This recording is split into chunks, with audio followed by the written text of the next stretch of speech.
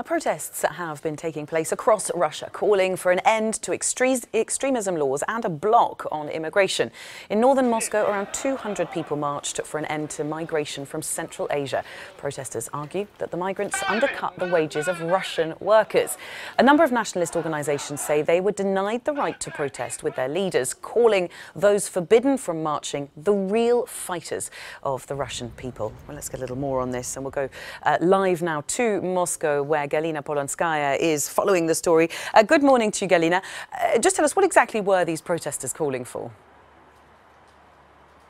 No Tsars, no presidents. Russia must be given back to Russians again. Stop the immigration from the Central Asia. Those were the slogans that I've heard yesterday, marching with those people in one of Moscow's sleeping districts of Lublino. But there was one slogan that I've heard the most: abolish number 282. It's the number of the article of the Penal Code, which prohibits the instigation of hate and enmity, even though no violence was involved. And so those protesters, they say that this article allows to punish anyone, to put anyone into prison, even someone who hates hedgehogs.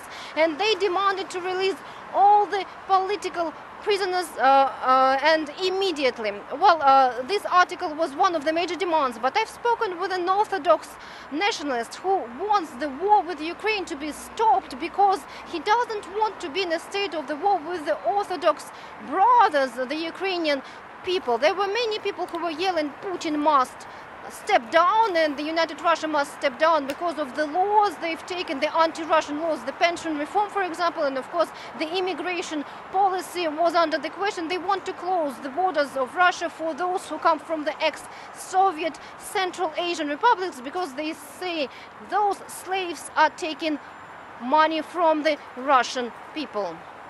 And Galina, how strong are these sorts of nationalist movements in Russia? Well, in the past, there were thousands of nationalists marching, taking part in this Russian march, which started in 2005. And the organizers yesterday expected thousands as well, but only hundreds showed up. And of course, this Article 282 is the one to blame, according to the nationalists. But many movements were denied the right to bring their people on the streets.